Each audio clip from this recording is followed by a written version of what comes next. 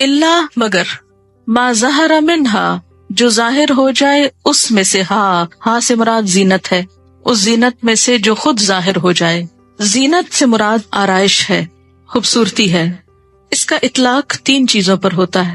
Number 1 لباس، number 2 جسم، number 3 بناؤ سنگھار کی چیزیں، میک اپ جس کو کہتے ہیں. لباس میں ایسا لباس جو بہت کلرفل ہو، اس پر باقاعدہ خوبصورت کڑھائی وغیرہ یا اس کو خوبصورت بنایا گیا ہو. جسم سے مراد جسم کی شیپ اور فگرز وغیرہ ہیں، جسم کی زینت. اور تیسری چیز میک اپ کی چیزیں، جن کا مقصود ہی دراصل کمی بیشی کو دور کرنا ہے اور خوبصورت بنانا ہے. میک اپ کے لفظی معنی کیا ہے؟ تلافی کرنا. شابش. کسی کمی کی تلافی کرنا، یعنی انسانی جسم میں اگر کوئی کمی ہے، کوئی خرابی ہے، مثلا چہرے کے رنگ میں یا اسکن میں یا آنکھوں کی شیپ میں، مثلا کوئی ایسی چیز ہے کہ جو خوبصورت نگاہوں کے خلاف جاتی ہے، خوبصورت آنکھوں کے، یا ہونٹوں پر کوئی ایسی چیز لگانا کہ جس سے ہونٹوں کا رنگ زیادہ نکھر جائے اور زیادہ خوبصورت نظر آئے انسان. تو یہ سب چیزیں کس میں آتی ہیں؟ میک اپ میں آتی ہیں. کہ تلافی یعنی کمی پوری کی جا رہی ہے. اور یہ کس لیے کمی پوری کی جا رہی ہے؟ تاکہ انسان خوبصورت نظر آئے، اٹریکٹیو نظر آئے. یہ میک اپ کا اصل مقصد کیا ہوتا ہے؟ خوبصورت نظر آنا، خود میں اٹریکشن پیدا کرنا. تو فرمایا کہ وَلَا يُبْدِينَ زِينَتَهُنَّ. پہلی چیز چلے ہم جسم سے لے لیتے ہیں کہ جسم میں جو خاص خوبصورتی اللہ تعالیٰ نے عورت کی رکھی، مثلاً اس کا سینہ ہے، یا بعض ممالک میں عورتوں کے بٹکس جو ہیں وہ بھی حسن میں شامل ہوتے ہیں. اور ان کلچرز میں رواج ہے کہ پیڈز رکھتی ہیں خواتین اپنی بیک کے نیچے، تاکہ جس طرح بعض جگہوں پر سینے کے ابھار کے لیے سلیکونز وغیرہ کے پیڈ رکھے جاتے ہیں، اسی طرح وہ بیک کے لیے بھی پیڈنگ استعمال ہوتی ہے. ہمارے ہاں تو یہ ایک ناپسندیدہ چیز ہے، لیکن بعض کلچرز میں یہ پسندیدہ ہے. اور ایسی عورتیں زیادہ اٹریکٹیو مانی جاتی ہیں جن کے پچھلے حصے زیادہ بڑے نظر آئیں. اور ایسی چیزیں جو جسمانی حسن سے تعلق رکھتی ہیں، جسمانی اٹریکشن سے تعلق رکھتی ہیں، ان کو حد البسا چھپانے کی کوشش کرنا چاہیے. پھر اسی طرح یہ ہے کہ پھر بازو کس میں آئے؟ بازو اگرچہ ضرورت کے تحت کھولے جا سکتے ہیں، لیکن بلا ضرورت ان کو کھولنا ناپسندیدہ ہے. اور خاص طور پر علم کی مجلسوں میں. علم کی مجلس کا اپنا ایک وقار ہوتا ہے، اس میں ایسا لباس نہیں ہونا چاہیے کہ جو شارٹ ڈریس میں شامل ہو. اگرچہ عورت کے سامنے مثلاً کوہنی کھول سکتی ہے، لیکن یہ احترام اور ادب میں آ جاتا ہے. یعنی حرام میں تو نہیں کہ اگر کسی نے کھول لیا تو حرام کا ارتکاب کر رہا ہے، لیکن بہت سی چیزیں حرام میں نہ آنے کے باوجود ادب کے خلاف ہوتی ہیں. اسی طرح مثلاً شادی بیاہ کی مجلسوں میں ایسا ڈریس پہنا جا سکتا ہے کہ جو مثال کے طور پر سی تھرو بازو ہو، لیکن صرف عورتیں دیکھنے والی ہوں تو پہن سکتے ہیں، کیونکہ بازو عورت کے سامنے کھول سکتی ہے. کہ وَلَا يُبْدِينَ زِينَتَهُنَّ، اور نہ ظاہر کرے زینت اپنی. یہ ہے اصل پردہ. لوگ پوچھتے ہیں کہ پردہ کیا ہے، تو ان کے لیے جواب یہ ہے کہ پردہ زینت کو چھپانے کا نام ہے، زینت کے چھپانے کا نام. کس طریقے سے چھپائیں، کیسے چھپائیں، سب کو اللہ نے عقل دے رکھی ہے. اس کے لیے کوئی ڈریس کوڈ مقرر نہیں کیا گیا کہ ساری دنیا کی عورتیں ایک مخصوص طریقے پر ہی کچھ پہنے گی تو وہ ان کا پردہ ہوگا، اور اگر وہ طریقہ چھوڑ دیں گی تو وہ نعوذ باللہ بے پردہ کہلائیں گی. نہیں، اس میں ہر ملک کے اپنے رواج ہو سکتے ہیں، طریقہ کار ہو سکتا ہے، لیکن اصل روح مد نظر رہے گی، اور وہ ہے زینت کا چھپانا. الا ما ظہر منہا، مگر وہ جو خود ظاہر ہو جائے. مثلا اگر کسی کا جسم بھاری ہے تو جتنے چاہے کپڑے اوپر ڈال لے، وہ کہیں نہ کہیں سے دکھ جائے گا. بسا اوقات آپ گاڑی پہ چڑھ رہے ہیں، اتر رہے ہیں، چل رہے ہیں، کوئی چیز خرید رہے ہیں، یا بعض اوقات یہ ہے کہ جیسے ہاتھ ہے تو ہاتھ کے اندر کوئی مہندی لگی ہے یا کوئی زیور پہنا ہے، تو یہ اگر کچھ بھی لین دین میں استعمال ہو رہا ہے تو اس کی اٹریکشن ما ظہر منہا میں آ جاتی کہ جو خود ظاہر ہو گیا. دکھانے کو نہیں آپ نے کیا، لیکن لین دین میں، کام میں وہ خود ظاہر ہو گیا ہے. مثلاً وہ حدیث آتی ہے کہ جیسے ایک عورت نے پردے کے پیچھے سے اپنا ہاتھ بڑھا کر نبی صلی اللہ علیہ وسلم کو کچھ دیا یا ان سے کچھ لینے کے لیے آگے ہاتھ بڑھایا، تو آپ صلی اللہ علیہ وسلم نے فرمایا کہ یہ کسی عورت کا ہاتھ ہے یا مرد کا، کیونکہ اس میں عورت والی کوئی نشانی نظر نہیں آتی. اشارہ تھا کہ کوئی مہندی وغیرہ یا کوئی ایسی چیز نہیں. تو بعض اوقات جب لگا لی جاتی ہے تو پھر کام بھی پڑتا ہے. مثلا دودھ والا گھر میں آیا ہے، آپ اس سے دودھ لے رہے ہیں، کوئی چیز رکھ رہے ہیں، باہر اٹھا رہے ہیں، اب گلوز پہننا تو مشکل ہے. یا اسی طرح بعض ماسیاں جو، کیونکہ اسلام کا حکم سب کے لیے ہے، بعض خواتین جو گھروں میں کام کرتی ہیں تو ان کے لیے ایسی کوئی صورت جو ہے وہ ایک مشکل صورت ہے, انہیں کام وام کرنا ہے, تو یہ ما ظہر منہا میں پھر آ جائے گی.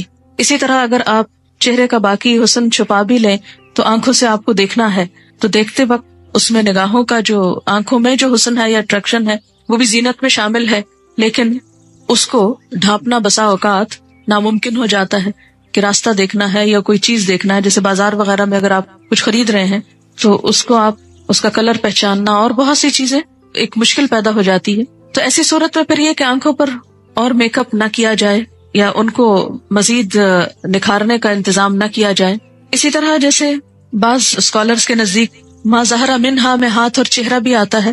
اگر ان کی اس رائے کو لیا جائے تو اس میں کیا ہے کہ چہرے پر پھر کوئی لپسٹک اور کوئی ایسی چیز نہ ہو جیسے کوکا وغیرہ پہن کے چمکتا ہے اور اس پر بھی کئی گانے بنے ہوئے اس کے لشکارے کے اوپر, یا کانوں میں کوئی چیز پہن کر ولا یبدین زینتہن, اور اپنی زینت کو ظاہر نہ کریں. زینت سے مراد خوبصورت چیز یا خوبصورتی جسم کی, لباس کی, اور ان دونوں کو مزید خوبصورت بنانے والی چیزوں یعنی میک اپ وغیرہ کی. ولا یبدین زینتہن, جسم کی خوبصورتی میں جسم کی سمارٹنس اور فگرز کا نمایاں کرنا ہے, کیونکہ آگے خاص طور پر کچھ حصوں کو ڈھانپنے کا حکم ہے جو عورتوں کی خوبصورتی کا ذریعہ ہوتے ہیں. لباس کو قرآن پاک میں ایک اور جگہ زینت کہا گیا ہے, اور اسی طرح دیگر اشیاء جو زینت کے لیے استعمال کی جاتی ہیں جس میں خوشبو ہے, میک اپ ہے یا زیورات وغیرہ ہیں. ولا یبدین زینتہن, اور اپنی زینت نہ دکھایا کریں, الا مگر ما ظہر منہا, جو ظاہر ہو جائے اس میں سے, یعنی جو خود نظر آ جائے. یہاں اظہر نہ نہیں, باب افعال نہیں, مزید کا نہیں, بلکہ کیا ہے مجرد کا ہے. ظاہرہ اظہرہ نہیں. ظاہرہ کا مطلب ہے جو خود ظاہر ہو جائے, اور اظہرہ کا مطلب ہے جو ظاہر کیا جائے بطور خاص. تو ایک زینت ہے جو خود ظاہر ہو جاتی, مثلاً کسی کا قد. آپ دیکھیے کہ ہمارے ہاں لمبا قد جو ہے وہ ایک خوبصورتی کی علامت ہے. اب کوئی عورت جو باہر نکلے گی لمبے قد والی, وہ اپنا قد کیسے چھپا سکتی؟ تو یہ کس میں آ گیا؟ ما ظہر منہا.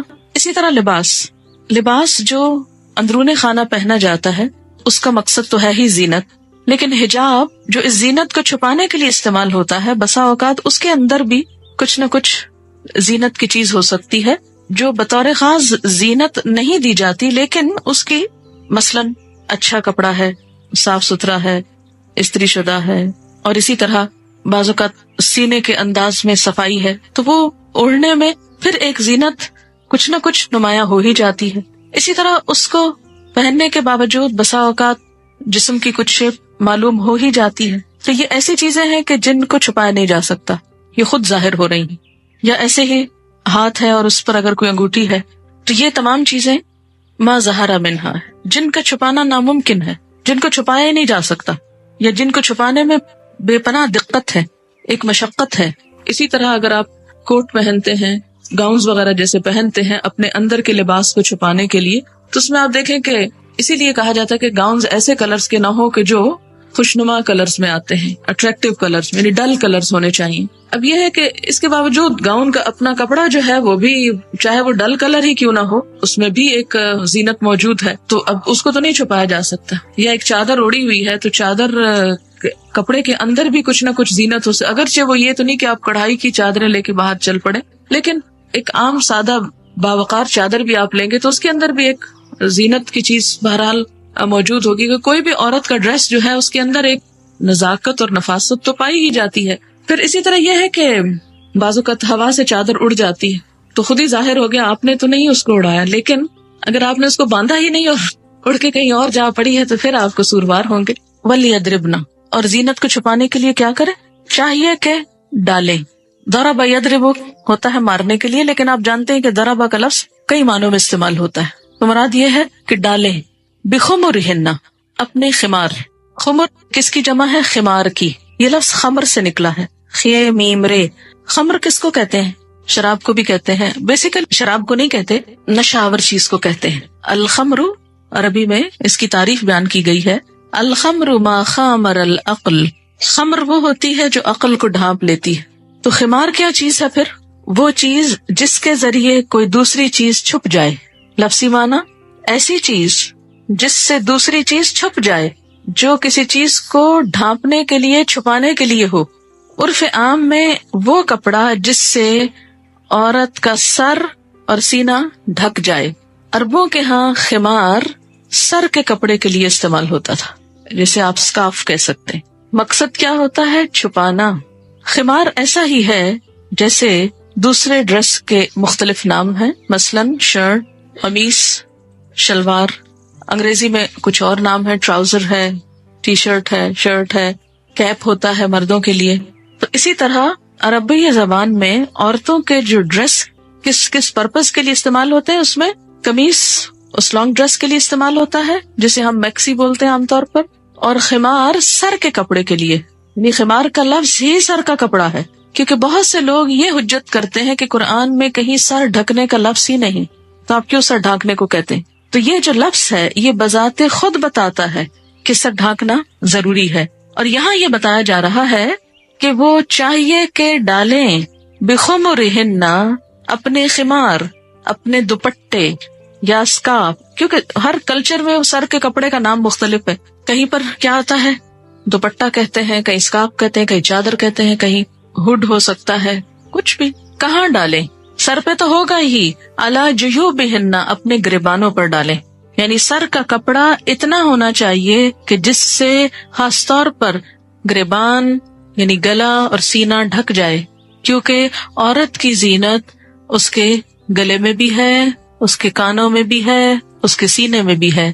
اور اس کا اندازہ آپ بخوبی لگا سکتے ہیں کہ جیسے شادی کے موقع پر جب دلہن کو سجایا جاتا ہے تو سب سے زیادہ کس حصے کو خوبصورت بنانے کی ترکیبیں سوچی جاتی ہیں. جو لباس بناتے ہیں اس میں گلے کی کڑھائی ہو رہی ہے، جو زیور بناتے ہیں اس میں گردن میں کچھ نہ کچھ لٹکایا جا رہا ہے اور کانوں میں کچھ پہنایا جا رہا ہے، اور اسی طرح یعنی سامنے کا حصہ.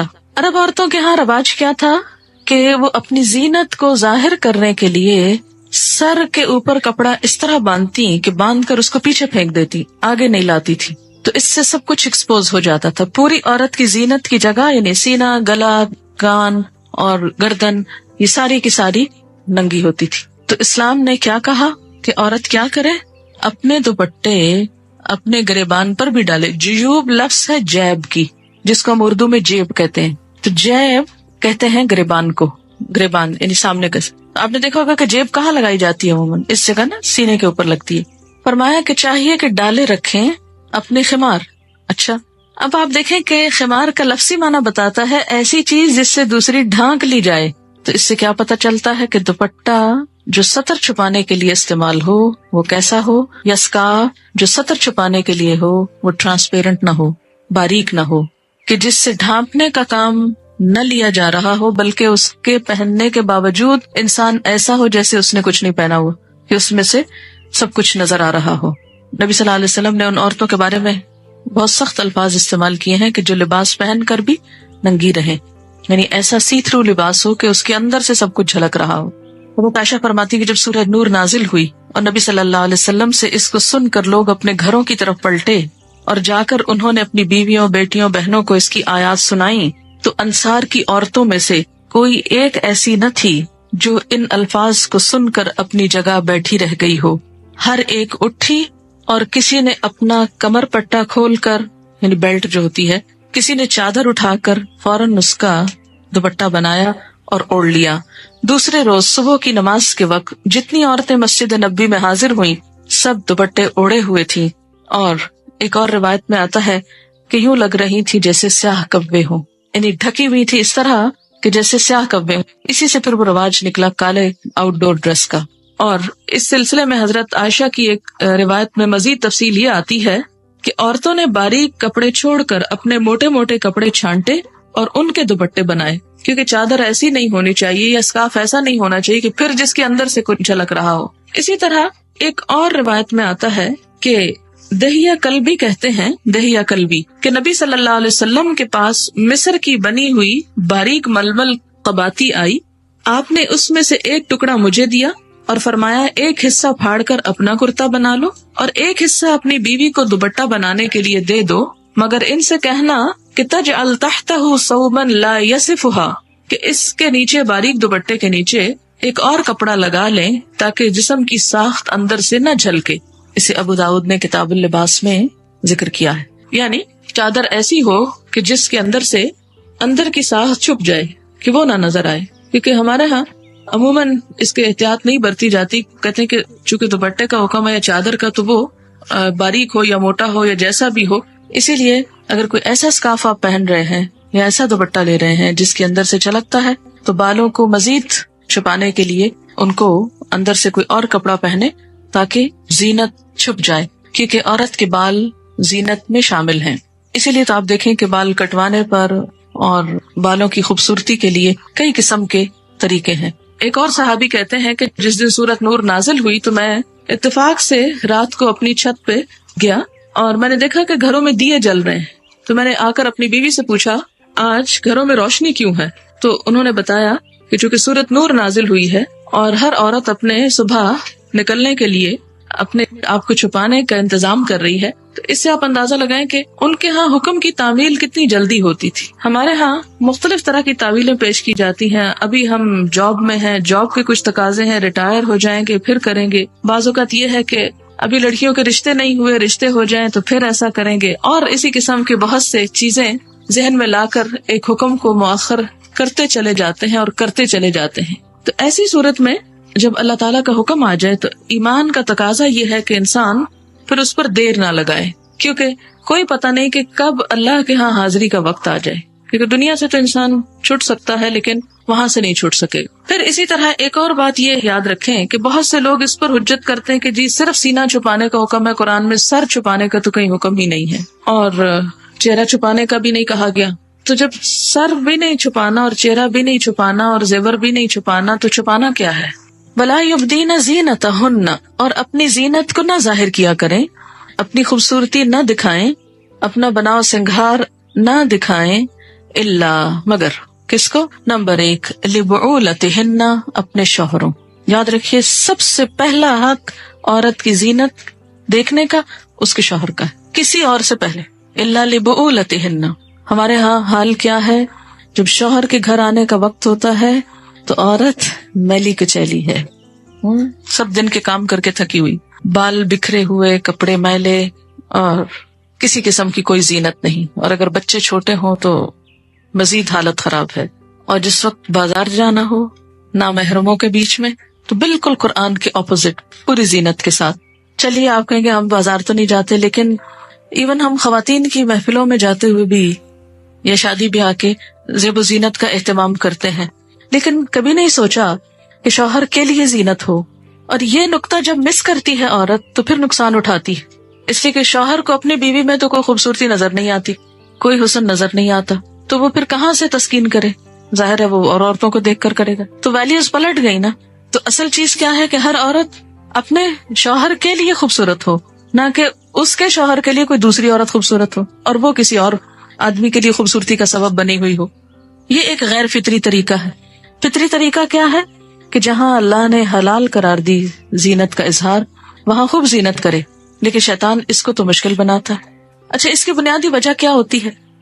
کیونکہ روز ہی دیکھنا ہوتا ہے تو اتنی اپریسیشن نہیں ہوتی ہے، تعریف نہیں ملتی تو انسان سوچتا ہے کہ کیوں نہ جہاں تعریف ملتی ہے، تعریفی نظریں ہی ملتی ہیں تو وہاں ہی کیا جائے. تو بات یہ ہے کہ اللہ کا حکم جو ہے وہ زیادہ اہم ہے بنسبت انسان کی اپنی پوجا کروانے کے. کسی نے لکھا تھا کہ ہمارے رشتہ دار خواتین کی بہت تعریف کرتے رہتے ہیں، کسی نہ کسی خاتون کو ڈسکس کرتے ہیں. تو جب ان کو منع کیا گیا کہ آپ کیوں عورتوں کو دیکھتے ہیں تو کہا کہ اللہ کی بنائی ہوئی خوبصورت چیزیں ہیں، کیوں نہ دیکھا جائے. یہ بھی ایک بہت اچھی لاجک ہے. بات یہ ہے کہ جس اللہ کی تخلیق دیکھ رہے ہیں اسی اللہ نے منع کیا ہے کہ یہ نہ دیکھو، یہ تمہارے دیکھنے کے لیے نہیں کسی اور کے دیکھنے کے لیے ہے، اور جو اس نے تمہارے دیکھنے کے لیے رکھی ہے چیز بس اسی کو دیکھو. اور پھر یہ ہے کہ صرف عورت ہی میں تو خوبصورتی نہیں، بہت سی خوبصورت چیزیں دنیا میں اللہ نے پیدا کی ہیں. تو جن کو دیکھنا اللہ نے حلال کیا وہ دیکھو، جن کو دیکھنا حرام کیا اس سے رک جاؤ. یہی تو امتحان ہے. وَلَا يُبْدِينَ زِينَتَهُنَّ إِلَّا لِبُعُولَتِهِنَّ، اور نہ ظاہر کریں اپنی زینت مگر اپنے شوہروں کے سامنے. بعولہ بعل کی جمع ہے، شوہر. او آبائہن، یا باپ. یاد رکھیے کہ شوہر اور باپ میں پھر فرق ہے. شوہر کے سامنے عورت ہر قسم کی زینت ظاہر کر سکتی ہے، ظاہری زینت بھی اور باطنی زینت بھی.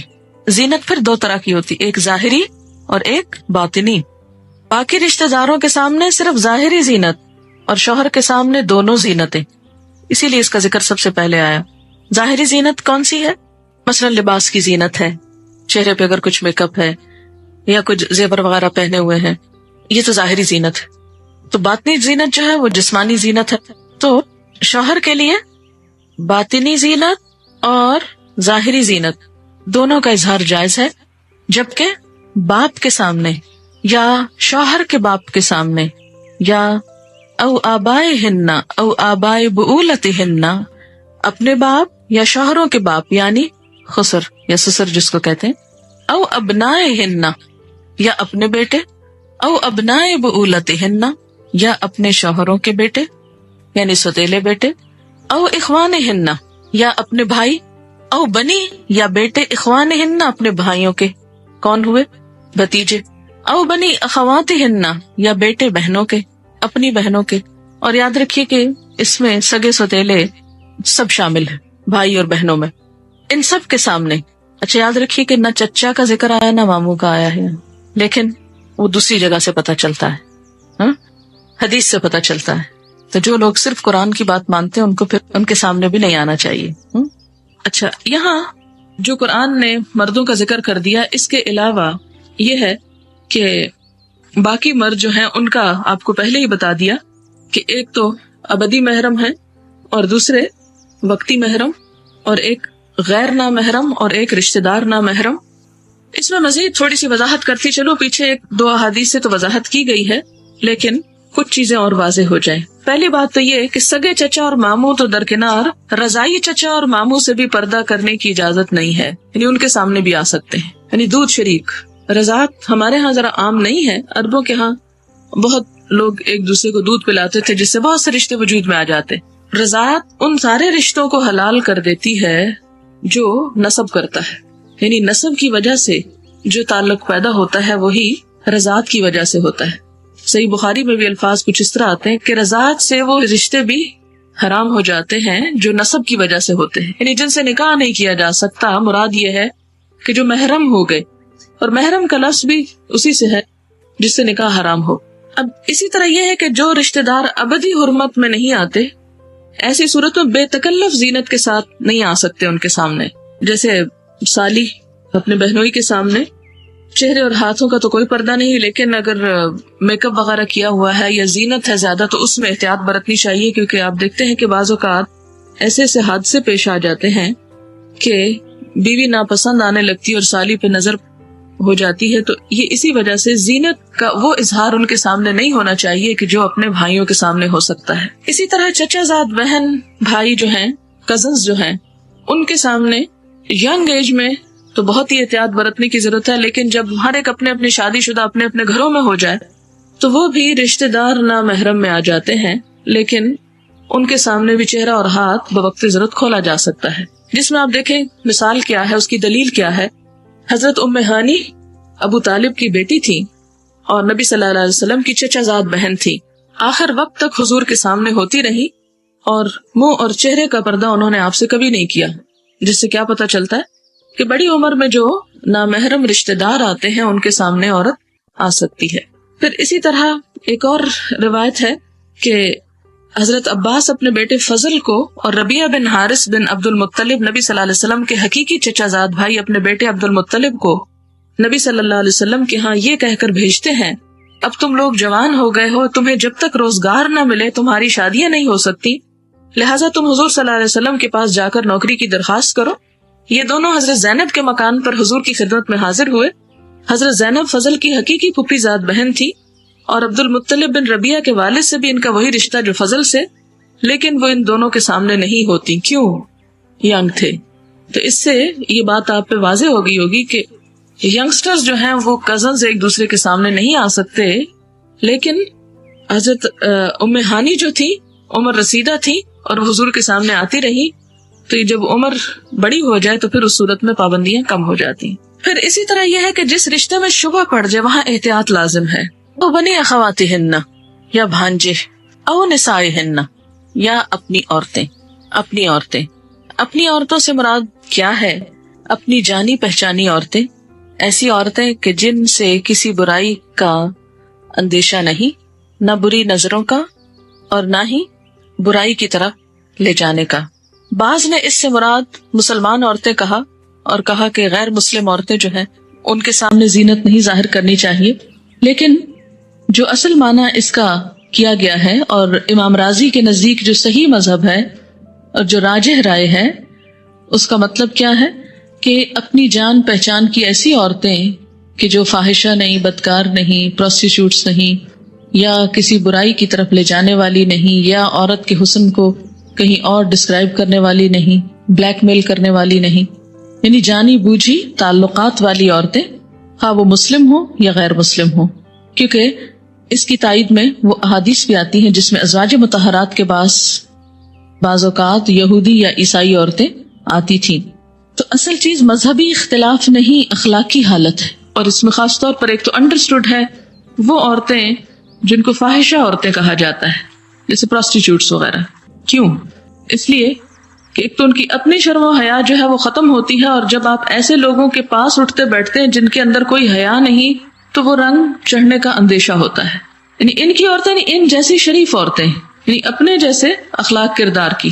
اور اس کے بارے میں ایک واقعہ بھی لوگ کہتے ہیں کہ حضرت عمر نے حضرت ابو عبیدہ کو لکھا، میں نے سنا ہے کہ مسلمانوں کی بعض عورتیں غیر مسلم عورتوں کے ساتھ حماموں میں جانے لگی ہیں، اور حمام میں جا کے تو ظاہر ہے کہ انسان وہاں زینت کا اظہار ہوگا نا، تو عورت کا سینہ، اس کے بازو، یہ سب کچھ زینت میں آ جاتے ہیں، تو وہ ان عورتوں کے سامنے پھر ظاہر نہ کریں۔ تو انہوں نے کہا کہ حالانکہ جو عورت اللہ اور یوم آخرت پر ایمان رکھتی ہے اس کے لیے حلال نہیں کہ اس کے جسم پر اس کے اہل ملت کے سوا کسی اور کی نظر پڑے۔ یہ خط جب حضرت ابو عبیدہ کو ملا تو ایک دم گھبرا اٹھے اور کہنے لگے، خدایا جو مسلمان عورت محض گوری ہونے کے لیے ان حماموں میں جائے اس کا منہ آخرت میں کالا ہو۔ تو مطلب یہ کہ انہوں نے اس کو ناپسند کیا کہ مسلمان عورتیں غیر مسلم عورتوں کے ساتھ ایسی جگہ پر اکٹھی ہوں کہ جہاں پر جسموں کی نمائش مقصود ہو۔ یعنی پھر آپ یاد رکھیں کہ جسم کی نمائش ان کے سامنے نہیں کی جا سکتی، لیکن عام روزمرہ کی ڈیلنگ اور ضروریات، یعنی یہ نہیں کہ ان سے اس طرح کا پردہ کہ جس میں بالکل مردوں سے کیا جاتا ہے، وہ چیز نہیں ہوگی۔ نساء ہنہ میں مذہبی اختلاف نہیں، اخلاقی حالت ہے۔ شریف عورتیں خواہ وہ مسلمان ہو یا نان مسلم، ان کے سامنے اپنی زیب و زینت میں آ سکتے ہیں، اور اگر بے حیا عورتیں خواہ مسلمان ہی کیوں نہ ہو، ان کے سامنے اپنی زینت کو نہیں کھولنا چاہیے۔